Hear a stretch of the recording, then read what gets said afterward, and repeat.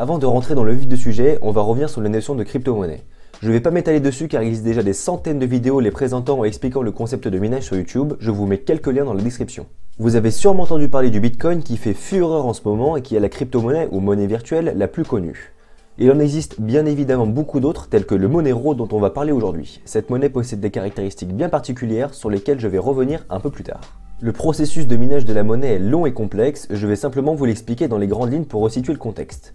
Prenons l'exemple du Bitcoin, pour générer un Bitcoin, il vous faut trouver un code composé de lettres et de chiffres que l'on appelle un hash. Ce hash s'obtient en résolvant des fonctions cryptographiques qui demandent d'effectuer des fonctions très complexes, impossibles à effectuer à la main. On a donc besoin de la puissance de calcul d'ordinateur ou de serveur pour les résoudre. Plus précisément des contrôleurs graphiques qui sont dotés de puissances de calcul très élevées et bien évidemment plus on en a, plus le minage sera conséquent et rapide de trouver un hash qui sera récompensé par l'obtention d'un Bitcoin. Bref, la course est d'avoir la plus grosse puissance de calcul et on arrive maintenant au cœur du sujet. L'entreprise CoinHive développe des scripts dans un langage appelé JavaScript. Ces scripts en JavaScript sont intégrables dans les pages web, vous en rencontrez continuellement en naviguant. Comme vous le savez sur YouTube, il y a des encadrés publicitaires. Ces encadrés sont des scripts qui vont être appelés au chargement de la page afin d'afficher le contenu de la publicité. Il a été remarqué que certains antivirus se déclenchaient au chargement d'une page YouTube. Surprise! Les antivirus détectaient des activités de minage. En effet, le script des publicités comportait des scripts de minage de crypto-monnaie développés par la société CoinHive, ici pour miner le Monero. Cette entreprise fait parler d'elle puisqu'elle permet à un mineur d'utiliser d'autres ordinateurs pour miner des crypto-monnaies à leur insu, il suffit simplement de renseigner sa clé publique CoinHive dans le script et le tour est joué.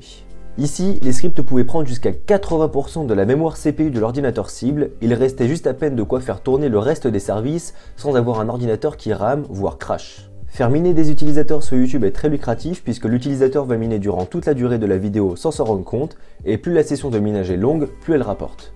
Le fait de miner du Monero est également très malin, il s'agit de la monnaie préférée des hackers ou des malfrats. En effet, cette monnaie offre un niveau d'anonymat très élevé.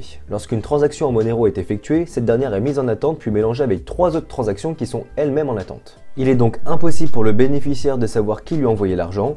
De plus, il est impossible de tracer la transaction puisqu'elle est représentée par un code temporaire, contrairement au Bitcoin où il est possible d'accéder au registre de toutes les transactions effectuées. Le Monero était au passage la monnaie la plus utilisée sur la plateforme illégale Alphabay hébergée sur le Darknet, permettant la transaction de drogue et d'armes en toute tranquillité, mais qui a été fermée en 2017. Cerise sur le gâteau, les publicités qui effectuent du cryptojacking simulaient une fausse infection de l'ordinateur, incitant l'utilisateur à télécharger un logiciel pour le réparer, qui n'était rien d'autre qu'un malware de minage. Tout était bien ficelé de A à Z. Cette exploitation des machines sans consentement des utilisateurs est de plus en plus présente, y compris sur les sites web qui possèdent aussi des scripts de minage lorsque vous les visitez. Pour en être à l'abri et protéger votre machine, pensez à bien vous munir d'un antivirus et d'un bloqueur de pub, le combo des deux ne leur laissera aucune chance. C'est fini pour cette vidéo, j'espère qu'elle vous aura plu, on se dit à la semaine prochaine, sur ce, ciao!